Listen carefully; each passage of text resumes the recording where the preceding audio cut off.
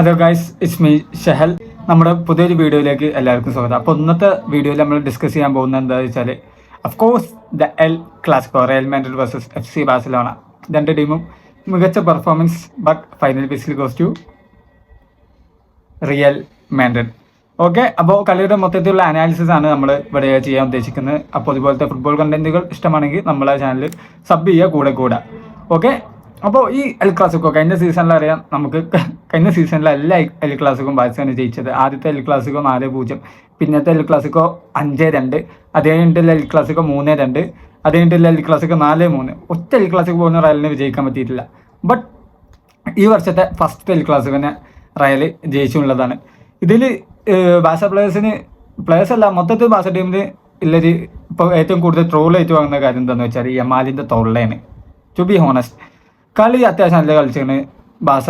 അതായത് ബാഴ്സയ്ക്ക് പന്ത് കിട്ടുമ്പോൾ ഒക്കെ ബാഴ്സ ആ ഒരു ടിക്കറ്റാകെ ഫോമിൽ ഡോമിനേറ്റ് ചെയ്യാൻ ശ്രമിച്ചിരിക്കണമെന്നുള്ള കാര്യം വ്യക്തമാണ്. അതുപോലെ തന്നെ കുറേ ചാൻസ് ഒക്കെ കിട്ടിയത്. പക്ഷേ യമാലിൻ്റെ തൊള്ളുകൊണ്ടാണ് ഇപ്പോൾ നല്ല ട്രോൾ വരുന്നത്. അത് ഈ കളിയിൽ മാത്രമല്ല, ഇപ്പോൾ പോർച്ചുഗലിനകത്തുള്ള കളിയിൽ ചെക്കൻ സ്റ്റോറി ഇട്ട് കളിമൂഞ്ചി, ഈ കളിയിൽ സ്റ്റോറി ഇട്ട് കളിമൂഞ്ചി, ഇതിനു മുമ്പ് PSG കളിയിൽ സ്റ്റോറി ഇട്ട് കളിമൂഞ്ചി. അപ്പോൾ ഇതൊരു സ്ഥിര ഏർപ്പാടായിക്കണം. അതായത് കഴിഞ്ഞ യമാല് നല്ല പ്ലെയറാണ്, യങ് പ്ലെയറാണ്, ആ കാര്യത്തിൽ നമുക്ക് സംശയങ്ങളും കാര്യങ്ങളില്ല. ബട്ട് പിച്ച് കാണിക്കണം, അല്ലാതെ ഇൻസ്റ്റീ സ്റ്റോറി ഇട്ടാൽ അതാവൂല. അതാണ് അതിൽ പറയാനുള്ളത് യമാലിൻ്റെ കാര്യം. പിന്നെ ബാസക്ക് റാഫീനില്ല, ലെവൻഡോസ്കി ഇല്ല, ഇഞ്ചറി പ്രശ്നങ്ങൾ. എന്നാലും അത്യാവശ്യം നല്ല സ്കോഡ് ഉണ്ടായിരുന്നു. ഫെറാൻ ടോറസ്, റാഷ്ഫോർഡൊക്കെ കഴിഞ്ഞ കളിയിൽ 2 ഗോൾ അടിച്ച ഫോമിലെ പ്ലെയറാണ്. കഴിഞ്ഞ കളി 6-1 ബാസ ജയിച്ചത്. അപ്പോൾ നല്ല ഫോം വരുന്നത്. പക്ഷേ ആ കളിയിൽ ഏറ്റവും തോന്നിയ കാര്യം എന്താ വെച്ചാൽ, റയൽ മാഡ്രിഡിൻ്റെ മിഡ്ഫീൽഡ്, അതായത് കാമവിംഗ, ചുവമണി, ബെല്ലിങ്ങാം, ആർദ ഗുളർ, അതൊരു 1.5 മിഡ്ഫീൽഡായിട്ട് തോന്നി. അതായത് ചുവമണി ഡിഫെൻഡിങ്ങിൽ നല്ല അടിപൊളിയായിട്ട് ചെയ്യുന്നുണ്ട്, കാമവിംഗ കളി കൺട്രോൾ ചെയ്യുന്നുണ്ട്, അതുപോലെ തന്നെ ബെല്ലിങ്ങാമും ഗുളറും അറ്റാക്കിങ്ങിന് നല്ല ഹെൽപ്പും ചെയ്യുന്നുണ്ട്. നല്ല ഒരു മിഡ്ഫീൽഡ് കോംബോ ആയിട്ട് അത് തോന്നി. പിന്നെ അതിലേക്ക് പറ്റിയ വിനീഷ്യസും എംബാപ്പയും. പിന്നെ അതുപോലെ തന്നെ കളിയിൽ തോന്നിയ വേറൊരു കോമഡി കാര്യം എന്താ വെച്ചാൽ, റയൽ മാഡ്രിഡ് അറ്റാക്ക് ചെയ്യുന്ന സമയത്ത് റയൽ മാഡ്രിഡിൻ്റെ സെൻട്രൽ സർക്കിൾ എത്തിക്കഴിഞ്ഞാൽ പിന്നെ വേറൊരു വൈബാണ്. അതായത് എല്ലാവർക്കും അറിയാം അവിടെ ഒരു ത്രൂ ബോൾ പോകും. അത് ബാഴ്സ പ്ലേയേഴ്സിനെ അറിയാം, റയലിനെ അറിയാം, എല്ലാവരും അറിയാം. നമുക്ക് ബാക്കിയുള്ള ഏത് കളി കാണുമെങ്കിലും ഈ മാൻ മാർക്കിങ് ചെയ്യുന്ന ഒരു പരിപാടി ഉണ്ട്. അല്ലെങ്കിൽ ഒരു പാസ് ഇടുമ്പോൾ ആൾക്കാരെപ്പം മണ്ടും. ബാഴ്സ റയലിലെ കളിയിൽ റയൽ അറ്റാക്ക് ചെയ്യുമ്പോൾ ഒരിക്കലും ആ ഒരു സംഭവം വരില്ല. കാരണം ബാഴ്സൻ്റെ എല്ലാ ഡിഫൻസ് മൊത്തം ഇതേ കഥം, ലൈനുമേ കഥ. കാരണം ഓൽക്കറിയാം എംബാപ്പനെ പിടിച്ചണയിൽ വലിയ കാര്യമില്ല. പക്ഷെ ഓഫ് സൈഡ് ട്രാപ്പിൽ പെടുത്താൻ പറ്റിയ നല്ല താരമാണ് എംബാപ്പെ. കാരണം എംബാപ്പൻ്റെ സ്പീഡ് തന്നെ. ബട്ട് ഫസ്റ്റത്തെ ഗോള് എംബാപ്പൻ്റെ ഒരു വൂളി അടിപൊളിയായിട്ട് കയറി, പക്ഷെ ഒരു ഇഞ്ചിന് ഓഫ് സൈഡായി പോയി.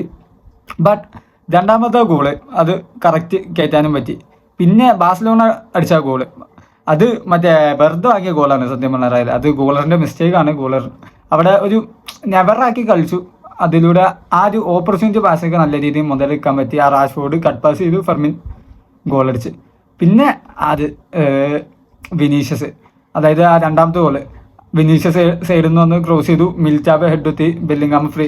കാരണം കുബാർസ് അവിടെ ആൾറെഡി ഹുയ്സനെ മാർക്ക് ചെയ്തുകൊണ്ടിരിക്കുകയാണ്. ബെല്ലിങ്ങാം ഫ്രീ ആണ്, ജസ്റ്റ് ഒരു ടാപ്പിംഗ് ഗോൾ, ആ ഒരു സംഭവം. പിന്നെ അതുപോലെ തന്നെ ഈ കളിയിൽ എനിക്ക് ഏറ്റവും കൂടുതൽ തോന്നിയ കാര്യം വിനീഷ്യസ് ആണ്. വിനീഷ്യസ് സത്യം പറഞ്ഞാൽ ബാസിനെ കൊല്ലാൻ വേണ്ടിയിട്ടിരുന്നതെന്ന്, അതൊരു യാഥാർത്ഥ്യമാണ്.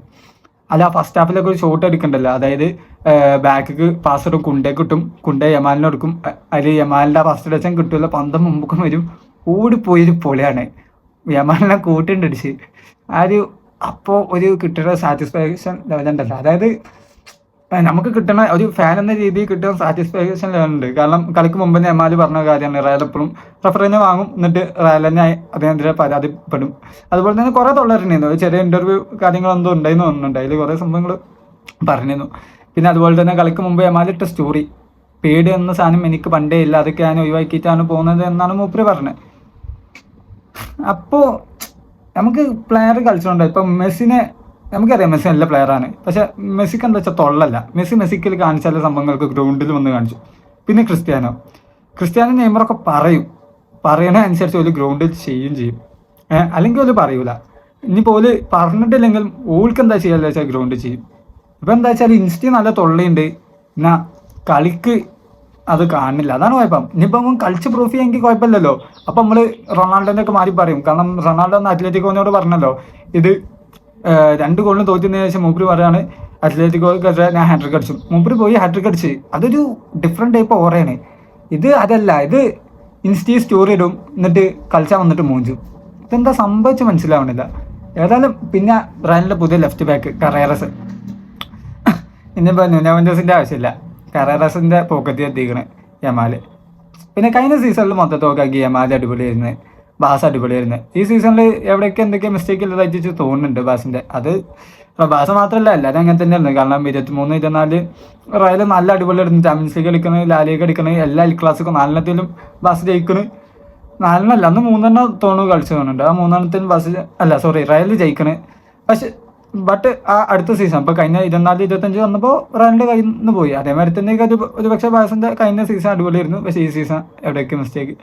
പിന്നെ ആ കളിയിൽ പ്രത്യേകിച്ച് മറ്റേ വിനീഷ്യസിനെ പെഡ്രി വലിച്ചിട്ടുണ്ട്, ജെയ്സി മിങ്ങ പിടിച്ചിട്ട് നിൽക്കടാ അവിടെ എന്ന് പറയുന്ന രീതിയിൽ ആ യെല്ലോ കാർഡ് എടുക്കുന്നുണ്ട്. അത് അല്ലെങ്കിൽ നല്ല ത്രൂ പാസ് ആ സൈഡിൽ പോയി, അത് പെഡ്രിക്ക് അറിയാം, പെഡ്രി അതുകൊണ്ടാണ് പിടിച്ച് വലിച്ചിട്ട്. പിന്നെ അതുപോലെ തന്നെ ലാസ്റ്റ് പെഡ്രിക്ക് കിട്ടിയ റെഡ് കാർഡ്. പിന്നെ മൊത്തത്തിൽ ലാസ്റ്റ് അതിന് ശേഷം ഫൈറ്റ് കാർവയിൽ യമാലിനോട് മുണ്ടാതിരിക്കാൻ പറയുന്നത്, അതെൻ്റെ വിനീഷ്യസ് പോയി ചൂടാണത്. അടിപൊളിയിരുന്നട്ടാ, കളി അടിപൊളിയായിരുന്നു. ഇത് ലൈവ് കണ്ടൽക്കൊക്കെ മുതലായിട്ടുണ്ടാവും, അത് 100% ഉറപ്പാ. ഇന്നിപ്പോൾ റാഫീനില്ല, ലെവൻഡോസ്കി ഇല്ല എന്നുള്ളത് ശരിയാണ്. But they have a good squad man, they have a good squad. ബാസ്ക്ക് അത്യാവശ്യം നല്ല സ്കോഡ് ഉണ്ട്. പിന്നെ തോന്നിയ കാര്യം, ബാസ്ക്ക് ജയിക്കാൻ നല്ല ചാൻസ് ഉണ്ട്. ആ ലാസ്റ്റ് മിനിറ്റ് കിട്ടിയ ചാൻസ്, കുണ്ടേക്ക് എത്ര 89 മിനിറ്റ് കിട്ടിയ ചാൻസ്, യമാലി ക്രോസ് ചെയ്യുന്നു, കുണ്ടേക്ക് പന്ത് കിട്ടണു. പക്ഷേ ജസ്റ്റ് അത് പന്ത് നേരാവണ്ണം കൺട്രോൾ ചെയ്യാൻ കൊണ്ടേക്ക് പറ്റില്ല, അല്ലെങ്കിൽ ഗോൾ ചെയ്യുന്നത്. അതുപോലെ തന്നെ വേറെ ഇമ്പോർട്ടൻ്റ് ആയി തോന്നിയ കാര്യം ഫെർമിൻ ലോപ്പസിൻ്റെ സ്ഥാനത്ത് റാഫിനാണെങ്കിൽ ഒരു പക്ഷേ ഒന്നെങ്കിൽ കളി ബാസ് ജയിച്ചിന്ന്, അല്ലെങ്കിൽ ബാസ് സമനിലാക്കിയത്. കാരണം ഫെർമിൻ ലോപ്പസിന് എണ്ണം പറഞ്ഞ 3 അടിപൊളി ചാൻസ് കിട്ടിയിരിക്കണം, 3-4 കിട്ടിയിരിക്കണം. അതിലൊന്ന് ഗോളാക്കി, ഒരു ഗോള്. പിന്നെ 2 നല്ല ചാൻസ്, 2-3 നല്ല ചാൻസ് കിട്ടിയിരിക്കണം. ബട്ട് ഫെർമിൻ ലോപ്പസിൻ്റെ അടിയൊന്നും നേരാവണ്ണം സെറ്റ് ആയില്ല. സൈഡിൽ റാഷ്ഫോർഡൊക്കെ ഉണ്ടായിരുന്നു, റാഷ്ഫോർഡ് ഉണ്ടായിരുന്നു. പക്ഷേ ഫെർമിൻ ലോപ്പസ് സ്വന്തം ഷൂട്ട് എടുത്ത്, ബട്ട് ആ ഷൂട്ടൊന്നും നേരാവണ്ണം ഒരു നല്ല ഷൂട്ട് പോയില്ല. കൊണ്ടും ഒരു ചാൻസ് ഉണ്ട്. പിന്നെ റയലിൻ്റെ ഡിഫൻസും അത്യാവശ്യം നല്ല രീതിയിൽ കളിച്ചിരുന്നു. പിന്നെ കറേറസ് യമാലിനെ അങ്ങോട്ട് അടുക്കാൻ അയച്ചിട്ടില്ല, അത് വേറെ കാര്യം, അത് കറേറസിൻ്റെ പവറാണ്.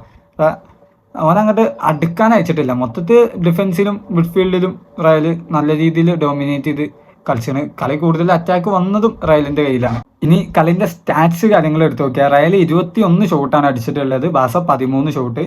പിന്നെ റയൽ 9 ഷോട്ട് ഓൺ ടാർഗറ്റ്, ബാസ 6 ഷോട്ട് ഓൺ ടാർഗറ്റ്. പൊസിഷനിങ് ബാസക്കാണ് കൂടുതൽ, 52%, റയലിൽ 48%. പിന്നെ അതുപോലെ തന്നെ പാസ് ബാസ 617, റയൽ 244 പാസ്സുള്ളൂ.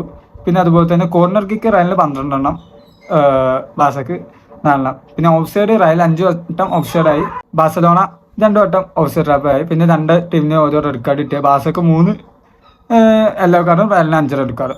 അപ്പോൾ ഇതാണ് ടോട്ടൽ പെർഫോമൻസ്. ഇനി ഏതായാലും ലാലിഗയിലെ റയലിന് 5 പോയിന്റ് ലീഡുണ്ട്. റയലിനെ സംബന്ധിച്ചിടത്തോളം സാബി അലിൻസ് ടീമിൽ മാനേജ് ചെയ്തതിന് ശേഷം ആകെ 2 കളിയുള്ളൂ റയൽ തോറ്റിട്ട്. ഒന്ന് PSG ക്ലബ്ബ് വേൾഡ് കപ്പ് 4-0 വിട്ടതും, ഒന്ന് ഇക്കൊല്ലം ലാലിഗയിൽ 5-2 അത്ലറ്റിക്കോ മാൻഡ്രിഡിനെതിരെ മാൻഡ്രിഡ് ഡെർബിൽ പരാജയപ്പെട്ടത്. ബാക്കിയുള്ള ഗെയിമൊക്കെ മൂപ്പര് ജയിപ്പിച്ചാണ്.